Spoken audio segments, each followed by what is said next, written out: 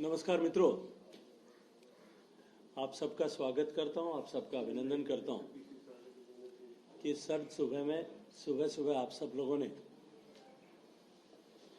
मेरे निमंत्रण पर यहां आना स्वीकार किया।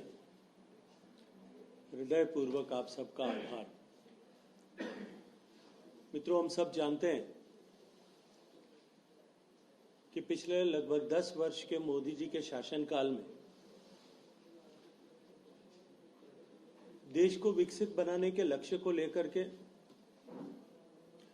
जो संकल्प प्रधानमंत्री की कुर्सी पर बैठने से पहले माननीय मोदी जी ने व्यक्त किया था कि देश की जनता ने हमें देश चलाने के लिए नहीं अपितु देश बनाने के लिए, देश बदलने के लिए सौभाग्यपूर्ण अवसर प्रदान किया है। और उसी वक्तव्य में उन्होंने ये स्पष्ट किया था कि देश को बदलने का मार्ग जो है वो एक तरफ गांव, गरीब, पीड़ित, शोषित, वंचित, दलित इन सब के जीवन में परिवर्तन लाने से होकर जाता है, लेकिन दूसरी तरफ देश की आधारभूत अवसंरचनाओं को बढ़ाकर भविष्य के भारत का निर्माण किया जा सकता है। आज 10 बरस बीत जाने के बाद में यदि पीछे घूम करके देखें तो जहां एक तरफ गरीब के जीवन में परिवर्तन लाने में मोदी जी की सरकार कामयाब हुई है और पिछले एक दशक में सरकार द्वारा किए गए प्रयासों के चलते हुए संयुक्त राष्ट्र संघ की समिति, ऑक्सफोर्ड विश्वविद्यालय और नीति आयोग तीनों की साझा रिपोर्ट ये कहती है कि 25 करोड़ लोग गरीबी की रेखा से ऊपर निकलकर निम्न मध्यम वर्ग या मध्यम वर्ग का जीवन, सौभाग्यपूर्ण जीवन जीने का सौभाग्य प्राप्त कर चुके हैं। वहीं दूसरी तरफ भारत ने आधारभूत अवसंरचनाओं, इंफ्रास्ट्रक्चर के निर्माण में एक नई क्रांति के युग का दर्शन किया है। माननीय प्रधानमंत्री जी का ये स्पष्ट सोच कि किसी भी देश के विकास में, विकास की यात्रा में इंफ्रास्ट्रक्चर का निर्माण मात्र परिचालन का साधन, मीन्स ऑफ नेविगेशन होने के बजाय सस्टेनेबल ग्रोथ और इंक्लूसिव ग्रोथ का माध्यम होता है। जैसा हमने पढ़ा होगा अमेरिका के एक पूर्व राष्ट्रपति का कथन कि अमेरिका आर्थिक दृष्टि से संपन्न है, इसलिए अमेरिका की सड़कें बेहतर हैं। ये कहना उचित नहीं होगा। हकीकत यह है कि अमेरिका की सड़कें बेहतर थी, इसलिए अमेरिका आर्थिक दृष्टि से संपन्न हो सका। माननीय प्रधानमंत्री नरेंद्र मोदी जी ने भी देश को विकसित बनाने का जो लक्ष्य 2047 तक का लिया है, बेशक उसका उद्घोष 2023 में किया होगा जब भारत अमृतकाल में प्रवेश कर रहा था। आजादी के 75 वर्ष पूरे हुए थे, लेकिन ये सत्य सभी को स्वीकार करना पड़ेगा कि उसकी तैयारी 2014 में सरकार संभालने के साथ ही उन्होंने प्रारंभ कर दी थी। इंफ्रास्ट्रक्चर के निर्माण की इस श्रृंखला में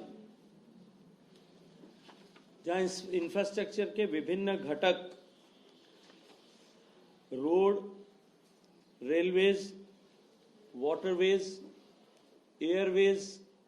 डेटावेज, एनर्जी और सैटेलाइट, इन सारे फ्रंट्स पर सरकार ने माननीय प्रधानमंत्री जी के नेतृत्व में जिस तरह से काम किया है, मैं ये कह सकता हूं कि मोदी जी के नेतृत्व में इंफ्रास्ट्रक्चर के नवनिर्माण की एक क्रांति इस देश में चल रही है। बीते 9 वर्षों में इंफ्रास्ट्रक्चर के निर्माण पर 34 लाख करोड़ रुपया भारत की सरकार ने खर्च किया है।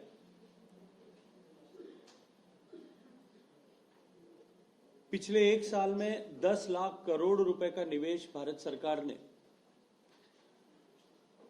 इंफ्रास्ट्रक्चर के निर्माण पर किया था, जो यदि मैं 2013-14 की तुलना में देखूं तो उससे कई गुना अधिक है। इस वर्ष भी बजट की घोषणा में कैपिटल एक्सपेंडिचर पर माननीय वित्त मंत्री जी ने 11 लाख करोड़ रुपए का प्रावधान किया है। और सामान्यतः यदि हम आर्थिक जगत की परिभाषा या उनके आकलन के अनुरूप अध्ययन करें तो इंफ्रास्ट्रक्चर पर खर्च की गई राशि का उस साल की जीडीपी पर 2.45 टाइम्स इंपैक्ट होता है, और आने वाले सालों में जो कैस्केडिंग ईयर्स उसके बाद के वर्ष हैं उन पर वो लगभग 3.5 टाइम्स जो है प्रोडक्टिव होता है। आरबीआई की स्टडीज भी ये कहती हैं कि कैपिटल एक्सपेंडिचर में निवेश किए गए प्रत्येक रुपए से 3.25 रुपए 3.25 रुपीज प्रोडक्टिविटी इंक्रीज होती है। माननीय प्रधानमंत्री जी के नेतृत्व में जिस तरह से इंफ्रास्ट्रक्चर के डेवलपमेंट पर काम हुआ है, उसके चलते हुए निश्चित ही भारत की अर्थव्यवस्था को एक नई ऊंचाई मिली है, नया उछाल मिला है। और अनेक अध्ययन ये कहते हैं कि भारत आज विश्व में सबसे तेज गति से बढ़ने वाली अर्थव्यवस्था मात्र इसीलिए बन पाया है कि भारत ने अपने इंफ्रास्ट्रक्चर पर निवेश को न केवल सुदृढ़ किया है, इंफ्रास्ट्रक्चर पर निवेश को न केवल बढ़ाया है, अपितु इसको कंटिन्यूटी दी है। निरंतर इंफ्रास्ट्रक्चर पर निवेश को बढ़ाए जाने के अपने संकल्प के चलते हुए और जो लक्ष्य तय किए हैं उन लक्ष्यों को ईमानदारी से पूरा करने के सोच के चलते हुए आज भारत आर्थिक दृष्टिकोण से विश्व में सबसे तेज गति से बढ़ने वाला देश बन चुका है। यदि मैं सड़क के क्षेत्र की बात करूं, माननीय अटल बिहारी वाजपेयी जी ने अपने प्रधानमंत्री काल के दौरान इस लक्ष्य के साथ, इस विजन के साथ कि गांव का विकास का मार्ग सड़क के निर्माण के द्वारा जाता है, उन्होंने प्रधानमंत्री ग्राम सड़क योजना प्रारंभ की थी। पिछले 9 साल के माननीय मोदी जी के कार्यकाल में 4 लाख किलोमीटर लगभग नई ग्राम सड़कें बनी हैं।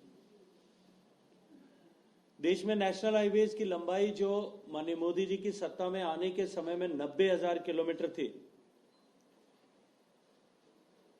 जिस 90,000 किलोमीटर के आंकड़े तक पहुंचने में देश को 67 साल लगे थे, आज उसमें 56% का इजाफा होकर के वो 1,46,000 किलोमीटर जो है नेशनल हाईवेज की लंबाई हुई है। इसके अतिरिक्त भी नेशनल हाईवेज से ऊपर उठ करके डेडिकेटेड फ्रेट कॉरिडोर्स और एक्सप्रेसवेज का निर्माण भी बहुत तेज गति के साथ में चल रहा है। और सरकार ने जो संकल्प व्यक्त किया है कि आने वाले समय में हम विकसित भारत की आवश्यकताओं को देखते हुए इसको और अधिक गति प्रदान करेंगे। देश में 4 लेन एक्सप्रेसवेज की जो लंबाई है वो पिछले 10 साल में 2.5 गुना बढ़ी है। हाई स्पीड कॉरिडोर्स की लंबाई जो आज 4,000 किलोमीटर है,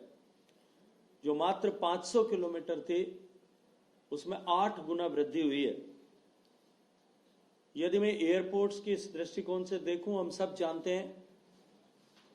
कि जहां एक तरफ उड़े देश का आम नागरिक इस संकल्पना के साथ में हवाई किराए को कम किया गया, वहीं दूसरी तरफ देश में एयरपोर्ट कनेक्टिविटी को बढ़ाने की दिशा में भी एक अभूतपूर्व छलांग देश ने पिछले 9 साल में लगाई है। हवाई अड्डों की संख्या जो 74 हुआ करती थी, आज देश में वो बढ़ दुगनी होकर के 149 हवाई अड्डे फंक्शनल हो गए हैं। इसी तरह से देश में वाटरवेज को बढ़ाने के दृष्टिकोण से एक तरफ सागरमाला परियोजना के माध्यम से देश के बंदरगाहों को सुदृढ़ करने की दिशा में काम किया गया। माननीय प्रधानमंत्री जी की ये स्पष्ट सोच कि हमारा कोस्टल एरिया जो है वो हमारा डेवलपमेंट का गेटवे है और वहां इंफ्रास्ट्रक्चर को सुदृढ़ करके हम आर्थिक विकास के लक्ष्यों को प्राप्त करने की दिशा में सशक्त कदम आगे बढ़ा सकते हैं। देश के पुराने बंदरगाहों को, कार्यशील बंदरगाहों की इफेक्टिविटी और फंक्शनैलिटी को बढ़ाने के लिए काम हुआ और साथ ही साथ में नए बंदरगाहों के निर्माण के लिए भी काम हुआ है। आज देश के बड़े बंदरगाहों पर कार्गो हैंडलिंग कैपेसिटी उन बंदरगाहों के आधुनिकीकरण के प्रयासों के चलते हुए दुगनी से ज्यादा हो गई है और इसके साथ साथ में देश में इनलैंड वाटरवेज को पहचान करके देश में 100 से ज्यादा इनलैंड वाटरवेज की संकल्पना करते हुए उस पर भी तेज गति से काम आज माननीय प्रधानमंत्री जी के नेतृत्व में हो रहा है। यदि मैं वाटरवेज से आगे बढ़कर के रेलवेज की बात करूं तो देश ने एक अभूतपूर्व क्रांति और परिवर्तन जो है माननीय मोदी जी के नेतृत्व में पिछले 10 साल में देखा है। एक तरफ जहां वंदे भारत और नमो भारत जैसी आधुनिक सेमी हाई स्पीड रेलवे संचालित होते हुए हम सब देख रहे हैं, वहीं देश में रेल मार्गों का इलेक्ट्रिफिकेशन का काम जिस गति से हुआ है वो अनप्रेसिडेंटेड है, अकल्पनीय भी है। आज देश के लगभग 90% से ज्यादा रेल मार्गों का इलेक्ट्रिफिकेशन हो चुका है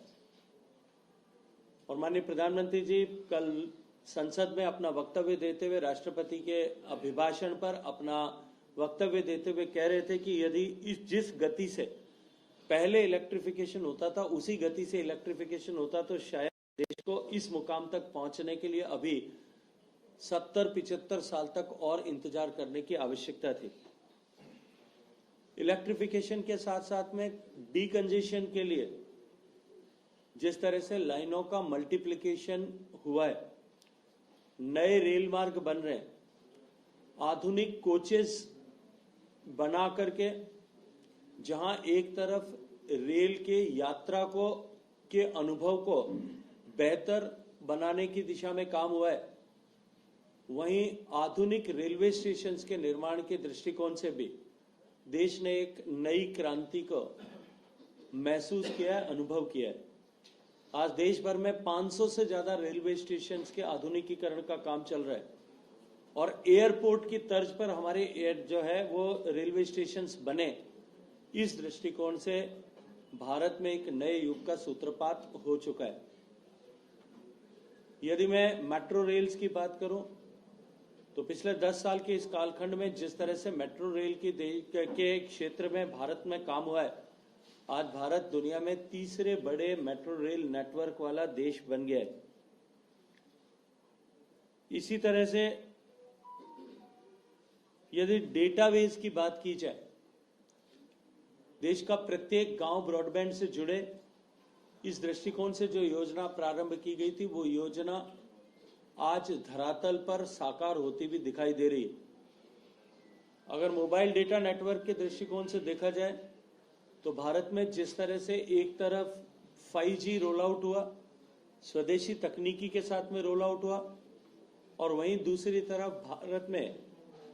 मोबाइल कम्युनिकेशंस के लिए टावर इरेक्शन की दृष्टिकोण से भी दुनिया में सबसे तेज गति से काम होने वाले देशों की श्रृंखला में हम आकर के खड़े हुए हैं। डेटा कनेक्टिविटी के साथ में डेटा की प्राइसेस को कम करने की दृष्टिकोण से जिस तरह से माननीय मोदी जी के नेतृत्व में काम हुआ, आज उसका प्रभाव भी चहुं दिशा में दिखाई दे रहा है। एनर्जी के सेक्टर में यदि मैं बात करूं तो एनर्जी ट्रांसमिशन का नेटवर्क जिस तरह से माननीय मोदी जी के नेतृत्व में सुदृढ़ हुआ, हमारे ग्रिड के इंप्रूवमेंट पर जिस तरह से काम हुआ है, ग्रिड की सस्टेनेबिलिटी को इंश्योर करने के लिए जिस तरह से काम हुआ है, उसका प्रभाव बिजली की आपूर्ति पर अब दिखाई देने लगा है। मुझे स्मरण आता है उस समय में जब 2014 में माननीय मोदी जी के नेतृत्व में सरकार बनी थी, और सरकार बनने के समय के कुछ ही समय बाद जब देश का यान मंगल ग्रह पर पहुंचा था और लोकसभा में इस देश की सफलता को लेकर के संसद में चर्चा हो रही थी, सभी लोग अपने अपने दृष्टिकोण से देश की सरकार को बधाई दे रहे थे। कुछ अपने राजनीतिक मजबूरियों के चलते हुए उसके राजनीतिक दृष्टिकोण से टिप्पणी कर रहे थे।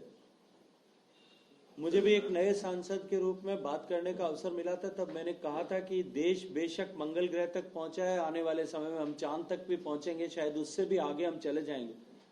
लेकिन मैं तो जिस क्षेत्र से आता हूं, मैंने कहा था कि पश्चिम राजस्थान के उस क्षेत्र में लाखों परिवार ऐसे हैं जहां आज भी बिजली नहीं पहुंची।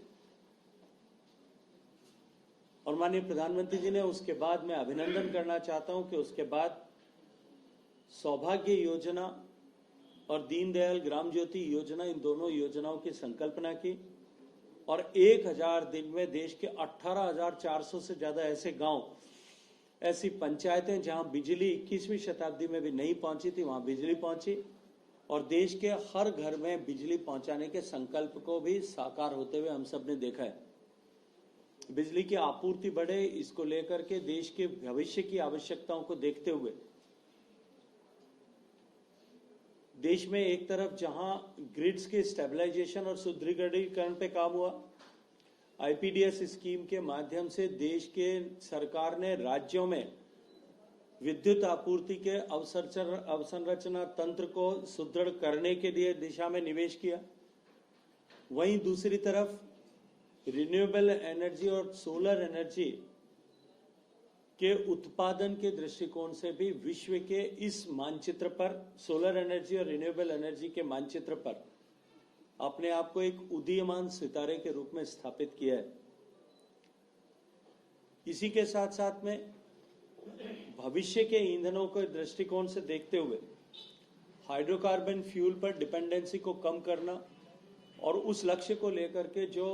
ब्लेंडिंग इन हाइड्रोकार्बन फ्यूल का कमिटमेंट जो भारत का था, उस कमिटमेंट से बहुत पहले उस लक्ष्य को प्राप्त करने में भारत ने माननीय प्रधानमंत्री नरेंद्र मोदी जी के नेतृत्व में सफलता प्राप्त की है। इसी के साथ साथ में एथेनॉल ब्लेंडिंग से आगे बढ़कर के एथेनॉल के निर्माण और एथेनॉल ब्लेंडिंग से आगे बढ़कर के यदि मैं फ्यूचर फ्यूल की तरह हाइड्रोजन को देखूं तो भारत ने देश के उन चुनिंदा देशों में जिन्होंने अपनी ग्रीन हाइड्रोजन निर्माण की पॉलिसी को न केवल घोषित किया अपितु उस दिशा में तेज गति से काम करते हुए विश्व के अनेक देशों के साथ में ग्रीन हाइड्रोजन की आपूर्ति के करार भी भारत में किए हैं। और मैं ये मानता हूं कि माननीय मोदी जी के नेतृत्व में उठाया गया ये ग्रीन हाइड्रोजन की दिशा में, निर्माण की दिशा में कदम भारत के आने वाले समय में भारत की एनर्जी रिक्वायरमेंट्स को न केवल पूरा करेगा अपितु भारत के एनर्जी रिक्वायरमेंट की आवश्यकताओं को पूरा करते हुए विश्व के एनर्जी सेक्टर में भी भारत को एक महत्वपूर्ण घटक के रूप में स्थापित करेगा। मित्रों, एनर्जी के दृष्टिकोण से यदि मैं देखूं तो एनर्जी के पोर्टफोलियो में बिजली केवल 17% ही कंपोनेंट होता है। शेष एनर्जी के अदर फॉर्म्स जो हैं वो उसके महत्वपूर्ण घटक होते हैं। ऐसे में जहां भारत एनर्जी के अदर देन इलेक्ट्रिसिटी सारे कंपोनेंट्स पर आयात पर निर्भर था, आज हाइड्रोजन क्रांति ग्रीन हाइड्रोजन के निर्माण और रिन्यूएबल एनर्जी की दिशा में भारत सरकार के माननीय मोदी जी के नेतृत्व में उठाए गए कदमों के चलते हुए बढ़ती हुई हमारी कैपेसिटीज, इनके चलते हुए आने वाले समय में मैं ये देख सकता हूं कि भारत जो एनर्जी के डिफरेंट मीडिया का आयातक देश था, इंपोर्टर कंट्री थी, नेट इंपोर्टिंग कंट्री थी, वो आने वाले समय में सेल्फ सस्टेनेंस को प्राप्त करते हुए जिस दिशा में हम माननीय प्रधानमंत्री जी के नेतृत्व में आगे बढ़े, भारत दुनिया का एनर्जी निर्यातक देश बनने वाला है, जो ऑयल इंपोर्टिंग कंट्री से लेकर के एनर्जी इंपोर्टिंग कंट्री की तरफ भारत के ये एक बढ़ते हुए कदम और भारत की बदलती हुई तस्वीर का परिचायक है। इसी तरह से क्योंकि विश्व में आज बिना तार के कम्युनिकेशन या सैटेलाइट के माध्यम से कम्युनिकेशन का जो है वो दौर चल रहा है। सैटेलाइट लॉन्चिंग में भारत ने विश्व में पहला नंबर प्राप्त किया ही है और दुनिया में एक कीर्तिमान स्थापित किया है। माननीय मोदी जी के नेतृत्व में इस क्षेत्र का भी प्राइवेटाइजेशन करते हुए इस क्षेत्र में पब्लिक के इन्वेस्टमेंट की दिशा को खोलते हुए इस दिशा को नई ऊंचाई देने का काम भी माननीय प्रधानमंत्री जी के नेतृत्व में हुआ है। आज भारत जिस तरह से इन सब क्षेत्रों में काम कर रहा है, आज पूरा विश्व इस बात को स्वीकार करने लगा है कि भारत जो आज सबसे तेजी से बढ़ती हुई अर्थव्यवस्था है, अवसंरचना के इंफ्रास्ट्रक्चर के निर्माण की इस ताकत के आधार पर जो लक्ष्य माननीय प्रधानमंत्री जी ने लिया है कि हम भारत को विकसित भारत बनाएंगे, उस लक्ष्य को हासिल करने के अत्यंत करीब है। मोदी जी के नेतृत्व में भारत के नवनिर्माण की जो पटकथा लिखी गई है और भारत को विकसित भारत बनाने की दृष्टिकोण से जिस तरह से इंफ्रास्ट्रक्चर का निर्माण इंफ्रास्ट्रक्चर के हर एक कंपोनेंट में हो रहा है, हर एक जो है घटक में हो रहा है, तो निश्चित ही इस बात से का भरोसा और विश्वास दिलाता है कि भारत आज इंफ्रास्ट्रक्चर के डेवलपमेंट के माध्यम से विकसित होने की दिशा में आगे बढ़कर न केवल अपनी आवश्यकताओं की पूर्ति कर रहा है, अपितु विश्व के विकास की भी नई दिशा तय कर रहा है।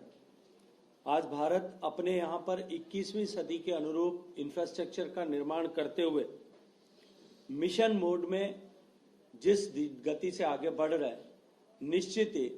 भारत का ये विकास विश्व के लिए अत्यंत महत्वपूर्ण होने वाला है। इसके अतिरिक्त भी अन्य सभी क्षेत्रों में भारत ने जिस तरह से विकास किया है, वो विकास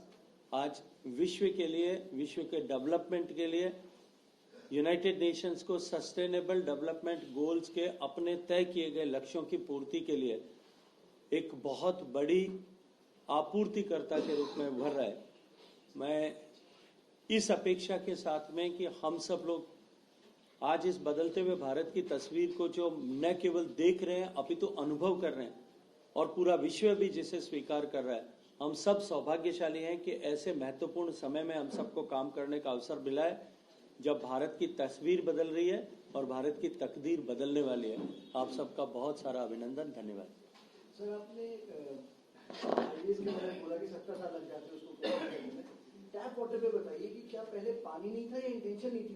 14 से पहले, जो अभी आपने अचीवमेंट करी है? देखिए, यदि मैं पीने के पानी के दृष्टिकोण से बात करूं, क्योंकि प्रारंभ में मैंने अपने आरंभिक शब्दों में कहा था कि गरीब के जीवन में परिवर्तन लाने के दृष्टिकोण से अनेक योजनाएं प्रारंभ की गई। आज भारत ने पानी की आवश्यकताओं की आपूर्ति के लिए जिस तरह से काम किया है और वाटर के स्पेक्ट्रम में जितना खर्च किया है, पिछले 10 साल में भारत पानी के क्षेत्र में निवेश करने वाला, सबसे ज्यादा निवेश करने वाला दुनिया में देश है और लगभग 250 बिलियन US डॉलर्स के जितना निवेश भारत ने पानी के डिफरेंट स्पेक्ट्रम्स में किया है। चाहे वो सिंचाई का पानी होगा, चाहे नदियों का शुद्धिकरण होगा, चाहे पेयजल का होगा, चाहे भूगर्भ के जल का पुनर्भरण होगा। आजादी से लेकर के और 2019 तक जब माननीय प्रधानमंत्री जी ने जल जीवन मिशन घोषित किया था, तब तक देश में मात्र 16% से कुछ अधिक घरों तक ही पीने का पानी नल के माध्यम से पहुंचता था। 72 साल की यात्रा देश के पूरा करने के बाद भी देश में 19 करोड़ 40 लाख घरों में से मात्र 3 करोड़ 23 लाख घरों तक पीने का पानी नल के माध्यम से पहुंचता था। आज भारत में 74% घरों तक पीने का पानी नल के माध्यम से पहुंचता है और यह आंकड़ा बढ़ करके आज 14 करोड़ 50 लाख घरों तक पहुंच गया, यानी 11 करोड़ 25 लाख घरों तक पीने का पानी पहुंचाने में सफलता हमने प्राप्त की है। यानी 72 साल में जितना काम हुआ था उसका जो है वो लगभग 4 गुना काम, 3.5 गुना काम जो है पिछले 4 साल के कालखंड में हुआ है। यदि उसी गति से काम होता तो अगले 100 साल तक भी भारत इस मुकाम तक नहीं पहुंच सकता। इसलिए निश्चित ही इस दिशा में एक अभूतपूर्व क्रांति के युग का दर्शन जो है भारत के लोगों ने किया है। Gajendra ji, you have worked a lot on the issue of water scarcity and you chaired a number of important conferences also with states, water being a state subject. Where are we, because your term is now coming to an end? How do you assess your success on this front of water scarcity, because we are going to be a water scarce nation soon? देखिए, पहली बात मैं इस विषय को सिरे से खारिज करना चाहता हूं कि we are going to be a water scarce nation. माननीय प्रधानमंत्री नरेंद्र मोदी जी ने पानी की महत्ता को समझते हुए पानी का विषय जो विभिन्न मंत्रालयों में, विभिन्न विभागों में, अलग अलग जगह टुकड़ों में निर्णीत किया जाता था, उस सबको एकीकृत करके एक मंत्रालय के रूप में जल शक्ति मंत्रालय का गठन किया था और मुझे सौभाग्य से उस पर काम करने का अवसर प्रदान किया था। माननीय प्रधानमंत्री जी के नेतृत्व में हमने पानी के हर परिप्रेक्ष्य में, हर एस्पेक्ट पर काम किया। वाटर रिटेंशन कैपेसिटी, स्टोरेज को बढ़ाने के दृष्टिकोण से प्रधानमंत्री कृषि सिंचाई योजना के तहत ऐसी परियोजनाएं जो वर्षों से लंबित थी, ऐसी 100 से ज्यादा परियोजनाओं को चिन्हित करके भारत सरकार के सहयोग से, निवेश से उनको इस समयबद्ध तरीके से पूरे करने की दिशा में हमने काम किया। उसमें से 60 से ज्यादा परियोजनाएं लगभग पूरी हो चुकी हैं और शेष परियोजनाओं पर तेज गति के साथ में काम चल रहा है। इसके अतिरिक्त डिसेंट्रलाइज तरीके से पानी के, बरसात के पानी का संचय हम कर सकें, इस दृष्टिकोण से माननीय प्रधानमंत्री जी ने जो आह्वान किया था कि हम अमृत सरोवर बनाएं, देश में 70,000 से ज्यादा अमृत सरोवरों का निर्माण हो चुका और 30,000 से ज्यादा अमृत सरोवर जो हैं वो अभी निर्माणाधीन है। इसी तरह से देश में भूगर्भ का जल, जिस पर हमारी सर्वाधिक निर्भरता है और दुनिया में सबसे ज्यादा भूगर्भ का जल दोहन करने वाला देश भारत है, और उसके चलते हुए हमारे भूगर्भ के जल स्रोतों पर जो दबाव था और जिस तरह से कंटिन्यूअस डिप्लीशन हो रहा था, कंटिन्यूअस जो है हमारे भूगर्भ के जल, हमारे जमीन का पानी सिमट रहा था, सिकुड़ रहा था, वो एक चिंता का विषय था देश भर के लिए। लेकिन माननीय प्रधानमंत्री जी के नेतृत्व में हुए सारे समन्वित प्रयास, जिनमें अटल भूजल योजना से लेकर के राज्यों को प्रोत्साहित करने, कॉरपोरेट सेक्टर को उसमें निवेश के लिए प्रोत्साहित करना, सामान्य जन के लिए इस विषय को चिंता और चर्चा का विषय बनाने के चलते हुए जल शक्ति अभियान पर के द्वारा किए गए प्रयासों और महात्मा गांधी नरेगा के निवेश को इसके लिए सुकेंद्रित करने के चलते हुए आज मैं गर्व के साथ में यह बात कह सकता हूं कि वो ट्रेंड जो डिप्लीशन का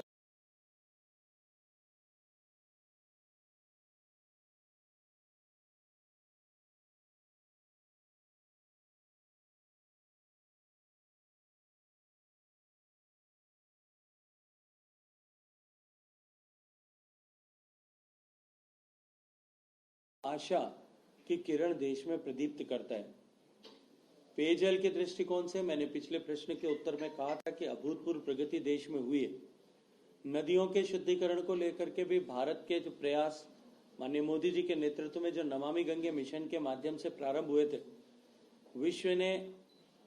विश्व भर की यूनाइटेड नेशंस ने जो डिकेड ऑफ रिस्टोरेशन इस वर्तमान के दशक को मानते हुए जो इस तरह के रिस्टोरेशन प्रोजेक्ट्स देश भर में, दुनिया भर में जो इस तरह के इनिशिएटिव्स लिए गए थे, उन सब इनिशिएटिव्स को आकलन करने के बाद में यूनाइटेड नेशंस ने यह स्वीकार किया है कि भारत का नमामि गंगे मिशन जो मोदी जी के नेतृत्व में हुआ है, दुनिया के टॉप 10 इनिशिएटिव्स में है। इन सब के अतिरिक्त भी ग्लेशियर स्टेबलाइजेशन से लेकर के वेटलैंड्स के कंजर्वेशन तक अभूतपूर्व काम इन 10 साल के कालखंड में हुआ है। लेकिन सप्लाई साइड के साथ साथ में डिमांड साइड के ऑगमेंटेशन की भी आवश्यकता है, और उसको लेकर के जिस क्षेत्र में सबसे ज्यादा पानी का उपभोग होता है, कृषि का क्षेत्र, सिंचाई का क्षेत्र, जो वैश्विक दृष्टिकोण से माना जाता है कि कुल मिलाकर के पानी जितना उपयोग होता है उसका लगभग 85% से अधिक पानी जो है, 90% तक पानी सिंचाई के लिए उपयोग होता है। हमारे सिंचाई के पानी की प्रोडक्टिविटी बढ़े, उसको लेकर के भी भारत सरकार ने अनेक कदम उठाए, और इन सारे कदमों के चलते हुए मैं ये मानता हूं कि भारत में हालांकि चुनौती बहुत बड़ी है, हमारी बढ़ती हुई आबादी के कारण से, हमारे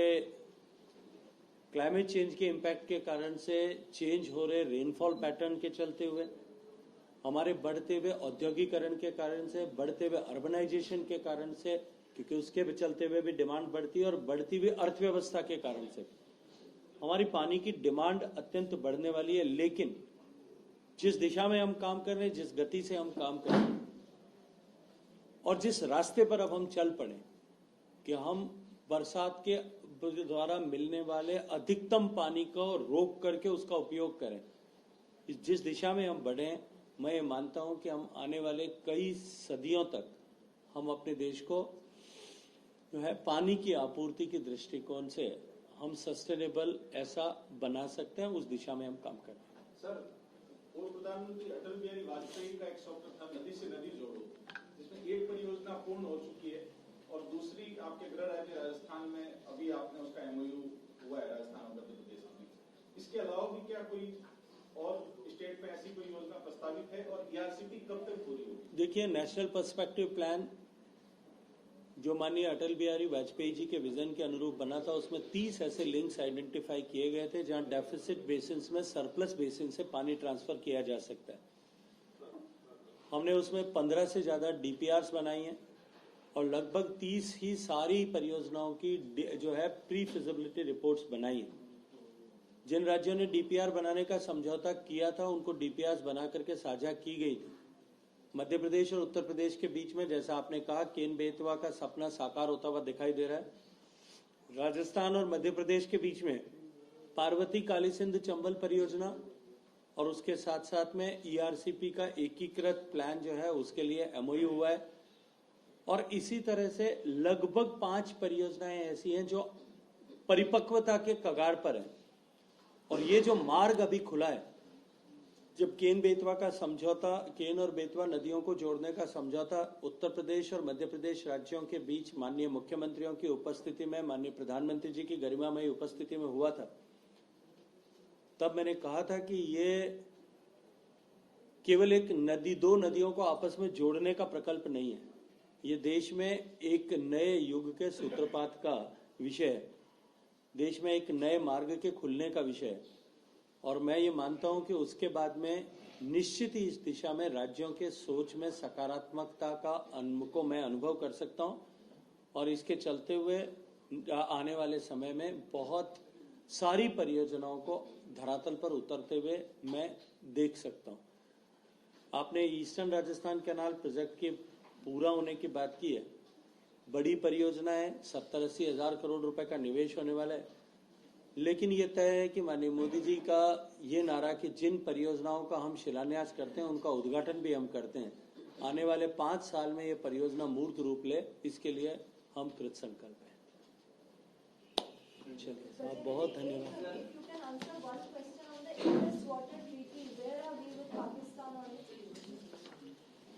देखिए, इंडस वाटर ट्रीटी दुनिया का ऐसा एकमात्र समझौता है जिसको 3 प्रत्यक्ष युद्ध के बावजूद भी भारत ने उस ट्रीटी की पवित्रता को बनाए रखा है। पाकिस्तान की तरफ से कुछ व्यवधान खड़े किए गए और वो क्योंकि अंतर्राष्ट्रीय पटल पर विभिन्न पटलों पर विचाराधीन है, इसलिए इसके विषय पर बहुत ज्यादा टिप्पणी करना अभी अनुकूल नहीं है। सर अगर राजस्थान की बात करें सर, जिस तरह से मैं लोकसभा में आपके पास 25 के 25 बीजेपी के पास है, कांग्रेस की इस बार रणनीति है कि बड़े नेताओं को कांग्रेस जो है वो उतारेगी, अशोक गहलोत को उतारने की बात हो रही है, सचिन पायलट को उतारने की बात हो रही है, सर कैसे देखते हैं सर?